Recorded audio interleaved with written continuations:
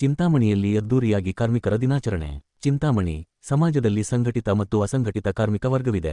ಸಂಘಟಿತ ಕಾರ್ಮಿಕ ವರ್ಗಕ್ಕೆ ನಿಯಮಗಳ ಅಡಿಯಲ್ಲಿ ಕ್ಷೇಮಾಭಿವೃದ್ಧಿ ಹಾಗೂ ಇತರೆ ಸೌಲಭ್ಯಗಳ ಬಗ್ಗೆ ಸರ್ಕಾರ ಕಾರ್ಯಕ್ರಮಗಳನ್ನು ರೂಪಿಸಿದೆ. ಅಸಂಘಟಿತ ಕಾರ್ಮಿಕರ ಸಮಸ್ಯೆಗಳು ಹೆಚ್ಚಾಗಿ ಕಾಡುತ್ತಿವೆ ಎಂದು ಉನ್ನತ ಶಿಕ್ಷಣ ಸಚಿವ ಡಾ. ಎಂ.ಸಿ. ಸುಧಾಕರ್ ಅಭಿಪ್ರಾಯಪಟ್ಟರು. ನಗರದ ತಾಲ್ಲೂಕು ಪಂಚಾಯಿತಿ ಸಭಾಂಗಣದಲ್ಲಿ ಸ್ವಾಭಿಮಾನಿ ಕರ್ನಾಟಕ ಕಟ್ಟಡ ಕಾರ್ಮಿಕರ ಸಂಘವು ರಾಜ್ಯ ಮಾನವ ಹಕ್ಕುಗಳ ಸಮಿತಿಯ ಸಹಯೋಗದೊಂದಿಗೆ ಶನಿವಾರ ಹಮ್ಮಿಕೊಂಡಿದ್ದ ಕಾರ್ಮಿಕ ದಿನಾಚರಣೆಯನ್ನು ಉದ್ಘಾಟಿಸಿ ಮಾತನಾಡಿದರು.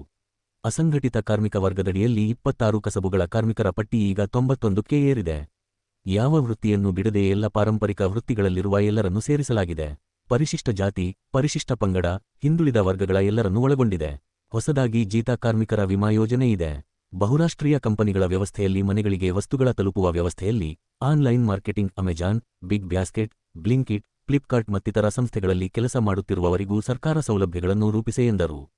ಸರ್ಕಾರ ಕಾನೂನಿನಲ್ಲಿ ತಿದ್ದುಪಡಿ ತಂದು ಬಹುರಾಷ್ಟ್ರೀಯ ಕಂಪನಿಗಳಲ್ಲಿ ಕೆಲಸ ಮಾಡುತ್ತಿರುವವರಿಗೂ ವಿಮೆ, ಮರಣ ಹೊಂದಿದರೆ ಎಡಗಂಟು ಹಣ, ಪರಿಹಾರ ನೀಡುವುದು ಮತ್ತಿತರ ಸೌಲಭ್ಯಗಳನ್ನು ನೀಡಲಾಗುತ್ತಿದೆ. ವಿಶೇಷವಾಗಿ ಕಾರ್ಮಿಕ ಮಕ್ಕಳ ವಿದ್ಯಾಭ್ಯಾಸಕ್ಕೆ ಶಾಲೆಯಿಂದ ಹಿಡಿದು ಕಾಲೇಜು, ಪ್ರತಿಷ್ಠಿತ ಸಂಸ್ಥೆಗಳು, ವಿದೇಶದಲ್ಲಿ ವ್ಯಾಸಂಗ ಮಾಡುವವರಿಗೂ ಸರ್ಕಾರ ಹಣಕಾಸಿನ ನೆರವು ನೀಡುತ್ತದೆ. ವೈದ್ಯಕೀಯ ಸೌಲಭ್ಯವಿದೆ. ಆಧುನಿಕ ಯುಗದಲ್ಲಿ ಸಾಕಷ್ಟು ಎತ್ತರದ ಕಟ್ಟಡಗಳು ನಿರ್ಮಾಣವಾಗುತ್ತಿವೆ. ಅಷ್ಟು ಎತ್ತರದಲ್ಲಿ ಕೆಲಸ ಮಾಡುವುದು ಬಹಳ ಕಷ್ಟದ ಕೆಲಸ. ಸಾಕಷ್ಟು ಸುರಕ್ಷತಾ ಕ್ರಮಗಳನ್ನು ಕೈಗೊಂಡರೂ ಸ್ವಲ್ಪ ಎಡವಟ್ಟಾದರೂ ಪ್ರಾಣ ಕಳೆದುಕೊಳ್ಳುವ ಸಂಭವವಿರುತ್ತದೆ. ಸಮಾಜದಲ್ಲಿ ಕೆಲವರಿಗೆ ಕೆಟ್ಟ ಮನಸ್ಥಿತಿ ಇರುತ್ತದೆ. ಮಾನವೀಯ ನೆಲೆಗಟ್ಟಿನಲ್ಲಿ ಪರಿಸ್ಥಿತಿಯನ್ನು ಅವಲೋಕಿಸುವುದಿಲ್ಲ ಎಂದು ಅಸಮಾಧಾನ ವ್ಯಕ್ತಪಡಿಸಿದರು. ಕಾನೂನಿಗಿಂತ ಮಾನವೀಯ ನೆಲೆಗಟ್ಟು ಬಹಳ ಮುಖ್ಯ. ಯಾವ ವರ್ಗದ ಕಾರ್ಮಿಕರಾಗಲಿ ತುರ್ತು ಸಂದರ್ಭಗಳಲ್ಲಿ ತಕ್ಷಣ ಚಿಕಿತ್ಸೆ ಮತ್ತು ಉನ್ನತ ಚಿಕಿತ್ಸೆ ಒದಗಿಸಬೇಕು. ನಂತರ ನಿಯಮಗಳ ಕಡೆ ಗಮನಹರಿಸಬೇಕು. ಮೊದಲ ಆದ್ಯತೆ ಪ್ರಾಣ ಉಳಿಸುವ ಕಡೆ ಗಮನಹರಿಸಬೇಕು. ಕೆಲಸದ ಸಂದರ್ಭದಲ್ಲಿ ಏನಾದರೂ ಅಪಘಾತಗಳಾದರೆ ತಕ್ಷಣ ಚಿಕಿತ್ಸೆಯ ವ್ಯವಸ್ಥೆ ಮಾಡಬೇಕು ಎಂದು ಕಾರ್ಮಿಕ ಇಲಾಖೆಯ ಅಧಿಕಾರಿಗಳಿಗೆ ಸೂಚಿಸಿದರು. ಮಾನವ ಹಕ್ಕುಗಳ ಸಮಿತಿಯ ರಾಜ್ಯ ಘಟಕದ ಅಧ್ಯಕ್ಷ ಸಿ.ಎಂ. ಬೈರೇಗೌಡ ಮಾತನಾಡಿ, ಕಾರ್ಮಿಕರು ದೇಶದ ಬೆನ್ನೆಲುಬು. ಕಾರ್ಮಿಕರ ದಿನಾಚರಣೆ ಕೇವಲ ಹೆಸರಿಗೆ ಮಾತ್ರ ದಿನಾಚರಣೆ ಆಗಬಾರದು. ಅರ್ಥಪೂರ್ಣ ಚರ್ಚೆ, ಕಾರ್ಮಿಕರಿಗೆ ದೊರೆಯುವ ಸೌಲಭ್ಯಗಳ ಕುರಿತು ಜಾಗೃತಿ ಮೂಡಿಸಬೇಕು. ಸರ್ಕಾರದಿಂದ ವಿವಿಧ ಸೌಲಭ್ಯಗಳನ್ನು ಕಾರ್ಮಿಕರಿಗಾಗಿ ರೂಪಿಸಲಾಗಿದೆ. ಕಾರ್ಮಿಕ ಸಂಘಟನೆಗಳ ಸೌಲಭ್ಯಗಳನ್ನು ಕಾರ್ಮಿಕರಿಗೆ ತಲುಪುವಂತೆ ನೋಡಿಕೊಳ್ಳಬೇಕು ಎಂದು ತಿಳಿಸಿದರು. ಕಾರ್ಯಕ್ರಮದಲ್ಲಿ 116 ಜನವರಿ ಕಾರ್ಮಿಕರಿಗೆ ಸುರಕ್ಷತಾ ಕಿಟ್ ವಿತರಿಸಲಾಯಿತು. ಕಾರ್ಮಿಕರ ಮಕ್ಕಳಿಗೆ ಪ್ರತಿಭಾ ಪುರಸ್ಕಾರ ಹಾಗೂ ಹಿರಿಯ ಕಾರ್ಮಿಕರಿಗೆ ಸನ್ಮಾನ ಮಾಡಲಾಯಿತು. ಈ ವೇಳೆ ಸ್ವಾಭಿಮಾನಿ ಕರ್ನಾಟಕ ಕಟ್ಟಡ ಕಾರ್ಮಿಕರ ಸಂಘದ ರಾಜ್ಯ ಘಟಕದ ಅಧ್ಯಕ್ಷ ದೇವರಾಜ್, ಜಿಲ್ಲಾ ಕಾರ್ಮಿಕ ಅಧಿಕಾರಿ ಶಬನಾ ಅಜ್ಮಿ, ತಾಲ್ಲೂಕು ಪಂಚಾಯಿತಿ ಕಾರ್ಯನಿರ್ವಹಣಾಧಿಕಾರಿ ಎಸ್. ಆನಂದ್, ನಗರಸಭೆ ಪೌರಾಯುಕ್ತ ಜಿ.ಎನ್. ಚಲಪತಿ, ತಾಲ್ಲೂಕು ಕಾರ್ಮಿಕ ನಿರೀಕ್ಷಕಿ ವಿಜಯಲಕ್ಷ್ಮಿ, ವಕೀಲ ಸಂತೋಷ್, ಮುಖಂಡರಾದ ವೆಂಕಟರಾಜು, ಕೃಷ್ಣಮೂರ್ತಿ, ಜ್ಯೋತಿ, ಸವಿತಾ, ಪ್ರಕಾಶ್, ನಟರಾಜ್ ಹಾಗೂ ಕಾರ್ಮಿಕರು ಭಾಗವಹಿಸಿದ್ದರು. ಕಾರ್ಮಿಕರು ದೇಶದ ಬೆನ್ನೆಲುಬು. ಅಂತಹ ಒಬ್ಬ ಕಾರ್ಮಿಕರ ದಿನಾಚರಣೆಯನ್ನು ಇವತ್ತು ಈ ಚಿಂತಾಮಣಿಯಲ್ಲಿ ಸ್ವಾಭಿಮಾನ ಕಟ್ಟಡ ಕಾರ್ಮಿಕರ ವತಿಯಿಂದ ಆಚರಣೆ ಮಾಡ್ತಕ್ಕಂಥ ತುಂಬಾ ಖುಷಿ ಪಡ್ತಕ್ಕಂಥ, ಇದು ಬರೀ ಕಾರ್ಮಿಕರ ಹೆಸರಿಗೆ ಮಾತ್ರ ಕಾರ್ಮಿಕರ ದಿನಾಚರಣೆ ಆಗಬಾರದು. ಏನಪ್ಪಾ ಅಂತಂದ್ರೆ, ಈ ದಿನಗಳಲ್ಲಿ ಕಾರ್ಮಿಕರ ಮೇಲೆ ಆಗ್ತಾ ಇರತಕ್ಕಂತ ಕೆಲವು ದೌರ್ಜನ್ಯಗಳು, ಕೆಲವು ಅನ್ಯಾಯಗಳನ್ನ ಎತ್ತಿ ಹಿಡಿಯೋದಕ್ಕೆ ಅಂತ ಒಂದು ಸರ್ಕಾರ ಅದನ್ನ ಇಲಾಖೆ ಅಂತ ರಚನೆ ಮಾಡಿರ್ತಾರೆ. ಇತ್ತೀಚೆಗಷ್ಟೇ ಒಬ್ಬ ಕಾರ್ಮಿಕ ವಾರ ಆಗಿರಬಹುದು ಅನ್ಸುತ್ತೆ, ಒಂದು ಕೆಇಬಿ ಏನು ಕಚೇರಿಯಲ್ಲಿ ಕೆಲಸ ಮಾಡ್ತಾ ಗುತ್ತಿಗೆ ಒಂದು ಆಧಾರದ ಮೇಲೆ ಕೆಲಸ ಮಾಡ್ತಕ್ಕಂತ ಒಬ್ಬ ಕಾರ್ಮಿಕ ಕಂಬದಿಂದ ಕೆಳಗಡೆ ಬೀಳ್ತಾನೆ. ಕೆಳಗಡೆ ಬಿದ್ದ ಆದ್ಮೇಲೆ ಆ ವ್ಯಕ್ತಿಯನ್ನ ಕಾರ್ಮಿಕ ಅಂತ ನೋಡದೆ ಎತ್ಕೊಂಡಲ್ಲಿ ಯಾವುದೋ ಒಂದು ಬೇಕಾಬಿಟ್ಟಿ ಆಸ್ಪತ್ರೆ ತಗೊಂಡೋಗಿ ಹಾಕ್ತಾರೆ. ಹಾಕಿದಾಗ ಅಲ್ಲಿ ಸೂಕ್ತವಾದಂತ ಚಿಕಿತ್ಸೆ ಸಿಗ್ತಾ ಇಲ್ಲ. ಆ ವ್ಯಕ್ತಿ ಅಲ್ಲಿ ಗೋಳಾಟ ನರಳಾಟ ನೋಡಿದ್ರೆ ಪ್ರತಿಯೊಬ್ಬರಿಗೂ ಸಹ ಕಣ್ಣಲ್ಲಿ ನೀರು ಬರಂತ ವಿಚಾರ. ಅದು ನಮ್ಮ ಜಿಲ್ಲೆಯಲ್ಲೇ, ಚಿಕ್ಕಬಳ್ಳಾಪುರ ಜಿಲ್ಲೆಯಲ್ಲಿ ಆಗಿರ್ತಕ್ಕಂಥ ಘಟನೆ ಅದು.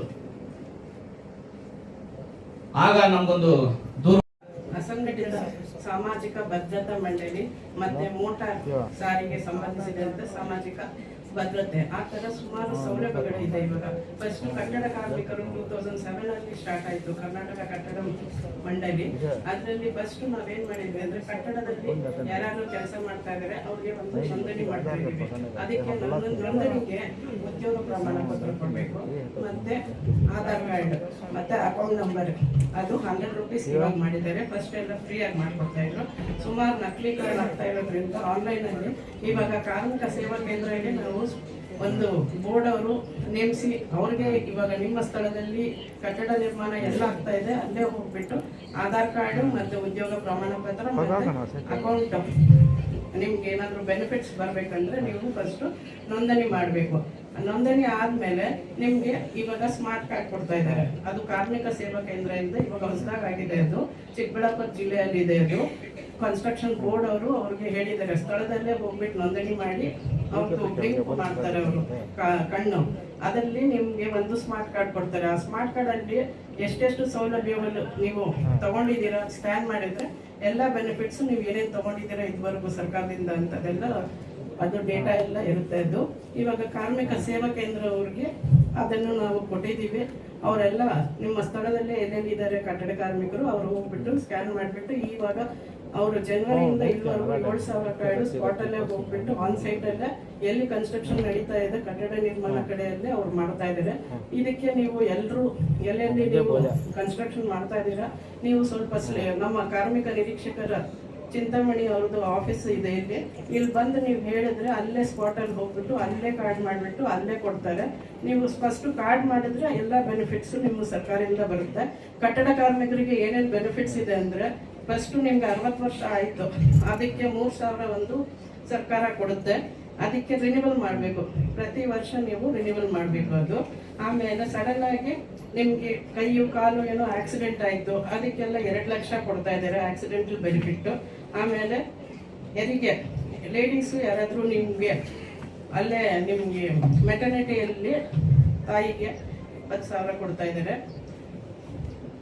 ಮತ್ತೆ ಆಸ್ಪತ್ರೆಯಲ್ಲಿ ಹೋಗ್ಬಿಟ್ಟು ನಿಮ್ಗೆ ಚಿಕಿತ್ಸೆ ಪಡ್ಬೇಕಂದ್ರೆ ಅದಕ್ಕೆ ಕಿಡ್ನಿ ಮತ್ತೆ ಕ್ಯಾನ್ಸರ್, ಹಾರ್ಟ್ ಅಟ್ಯಾಕ್ ಆ ಥರ ಸುಮಾರು ಇದೆಲ್ಲ ಹೋಗ್ಬಿಟ್ಟು ಮೆಡಿಕಲ್ ರಿಇಂಬರ್ಸ್ಮೆಂಟ್ ಕೊಡ್ತಾರೆ. ನೀವು ಬಿಲ್ಸ್ ಎಲ್ಲ ತಗೊಂಡು ಬಂದು ಇನ್ನು ಡಿಸ್ಚಾರ್ಜ್ ಸಮ್ರಿ ಮತ್ತೆ ಎಲ್ಲ ಒರಿಜಿನಲ್ ಬಿಲ್ಸ್ ಬಿಟ್ಟು ಮೇಜರ್ ಮೆಡಿಕಲ್ ಬೆನಿಫಿಟ್ ಅಂತ ಹೇಳ್ತಾರೆ. ಅದಕ್ಕೆ ಪ್ರಮುಖ ವೈದ್ಯಕೀಯ ವೆಚ್ಚ ಸಹಾಯಧನ ಅದು ಕೊಡ್ತಾರೆ. ನೀವು ಬಿಲ್ಸ್ ಎಲ್ಲ ತಗೊಂಡು ಬಂದು ನಮ್ಮ ಡಿಪಾರ್ಟ್ಮೆಂಟ್ಗೆ ಕೊಟ್ಟರೆ ನೀವು ರಿಇಂಬರ್ಸ್ಮೆಂಟ್ ಮಾಡಿಬಿಟ್ಟು ಅದು ಕೊಡ್ತಾರೆ.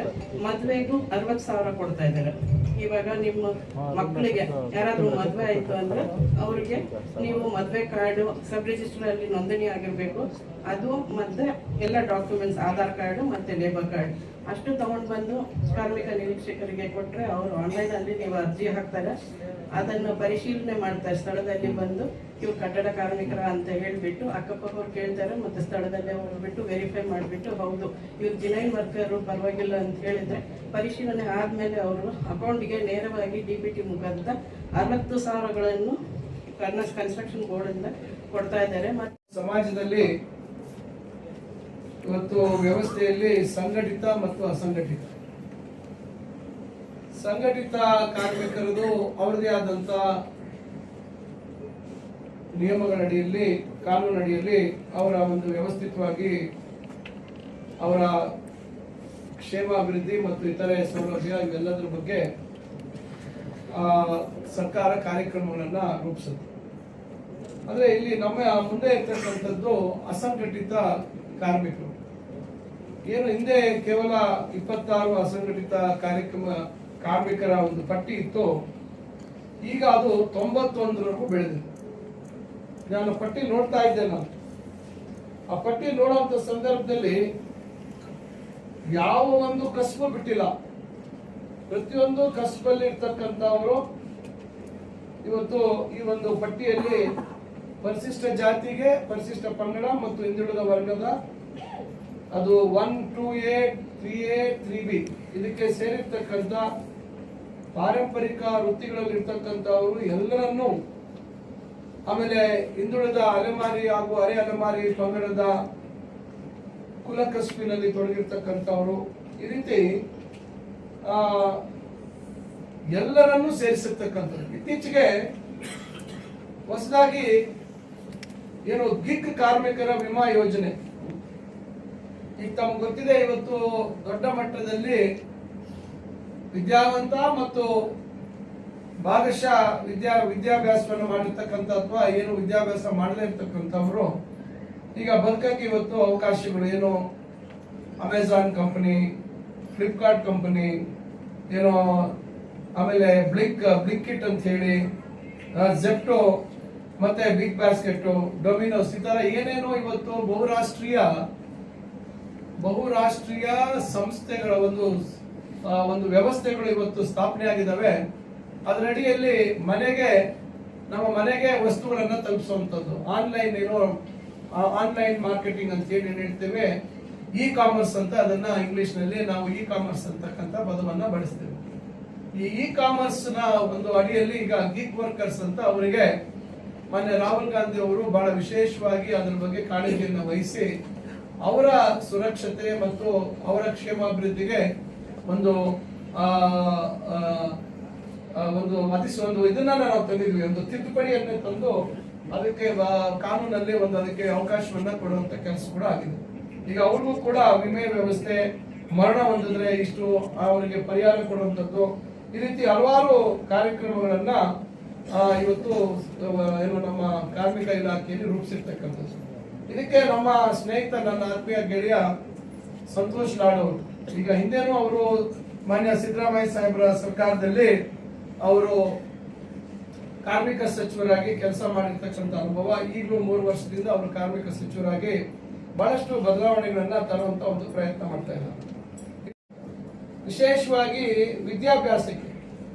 ಮಕ್ಕಳ ವಿದ್ಯಾಭ್ಯಾಸಕ್ಕೆ ಬೇಕಾಗಿರ್ತಕ್ಕಂಥ ವಾರ್ಷಿಕ ಶೈಕ್ಷಣಿಕ ಸಹಾಯಧನ ಮತ್ತು ಸ್ನಾತಕೋತ್ತರ ಪದವಿ ಓದುವಂತವ್ರಿಗೂ ಯಾವ್ಯಾವ ಏನು ನಾವು ಒಂದು ಶಾಲೆಯಿಂದ ಹಿಡಿದು ಉನ್ನತ ವ್ಯಾಸಂಗ ಮತ್ತು ವಿದೇಶಗಳಲ್ಲಿ ಹೋಗುವಂತದ್ದು ಕೂಡ ಈಗ ಅವಕಾಶಗಳನ್ನ ಒದಗಿಸುವಂತ ಒಂದು ಕೆಲಸ. ಇವತ್ತು ಏನು ನಮ್ಮ IIT, IIIT, ಏಮ್ಸ್ ಮತ್ತೆ IIS ಈ ತರ ದೊಡ್ಡ ಪ್ರತಿಷ್ಠಿತ ಸಂಸ್ಥೆಗಳಲ್ಲಿ ಏನಾದ್ರೂ ಮಕ್ಕಳು ನಮ್ಮ ಕಾರ್ಮಿಕರ ಮಕ್ಕಳು ಇವತ್ತೇನಾದ್ರೂ ಅವರು ವ್ಯಾಸಂಗ ಮಾಡುವಂತದಕ್ಕೆ ಹೋದಂತ ಸಂದರ್ಭದಲ್ಲಿ ಅವರಿಗೆ ಆರ್ಥಿಕವಾಗಿ ಸಹಾಯ ಮಾಡತಕ್ಕಂತ ಹಲವಾರು ಕಾರ್ಯಕ್ರಮಗಳನ್ನ ನಾನು ಇಲ್ಲಿ ನೋಡ್ತಾ ಇದ್ದೆ. ಮತ್ತು ಇನ್ನ ವೈದ್ಯಕೀಯ ಸಹಾಯಧನ ಮತ್ತು ಅಪಘಾತ ಪರಿಹಾರ ಇವೆಲ್ಲ ನಿಮ್ಗೆಲ್ಲರಿಗೂ ಗೊತ್ತಿರ್ತಕ್ಕಂಥದ್ದು ದೊಡ್ಡ ಪಟ್ಟಿನೇ ಇದೆ.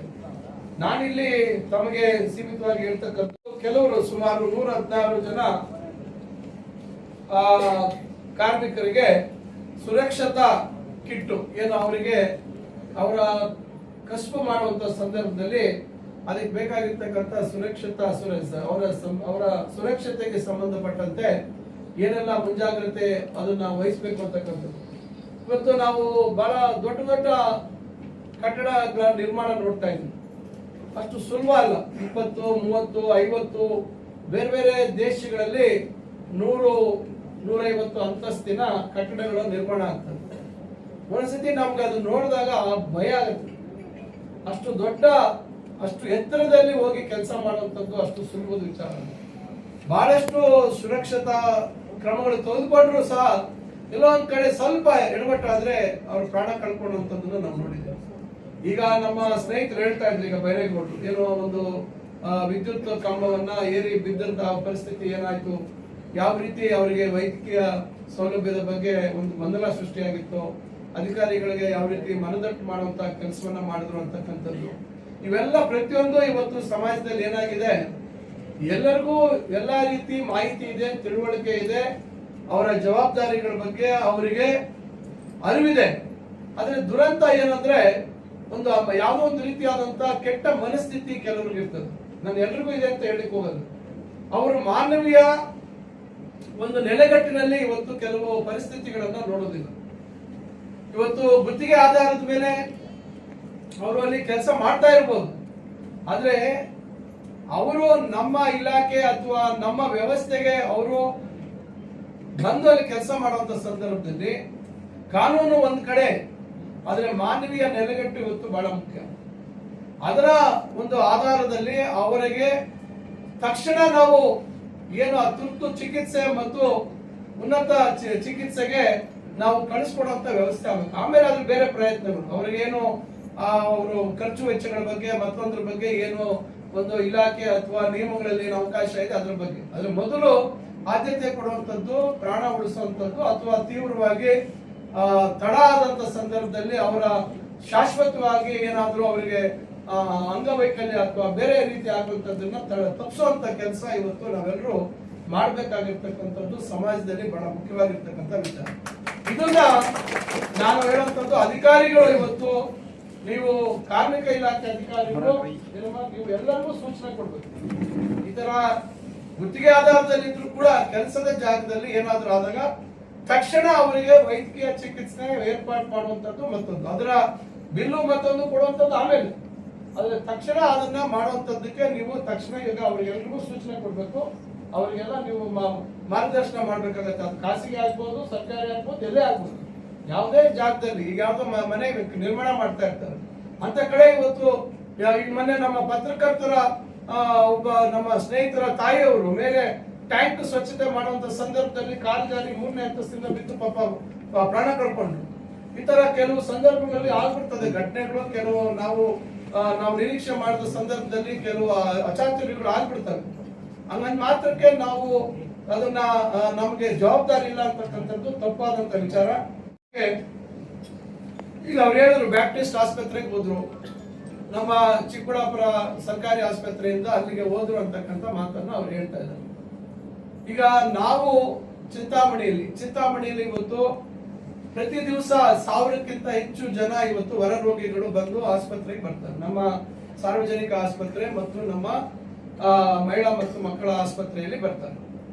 ನಾವು ಇದನ್ನೆಲ್ಲ ಮನಗಂಡು ಇವತ್ತು ನಾವು ನಮ್ಮ ಆಸ್ಪತ್ರೆಯನ್ನ ಬಲಗೊಳಿಸಬೇಕು ಅಂತ ಹೇಳಿ ಇವತ್ತು ಇಲ್ಲಿ ಕಟ್ಟಡ ಕಾರ್ಮಿಕರು ಒಬ್ಬರೇ ಎಲ್ಲ ಸಾರ್ವಜನಿಕರಿಗೆ ಇವತ್ತು ಹೆಚ್ಚು ಬಡವರು ಇರ್ತಕ್ಕಂತ ಒಂದು ಜಾಗ.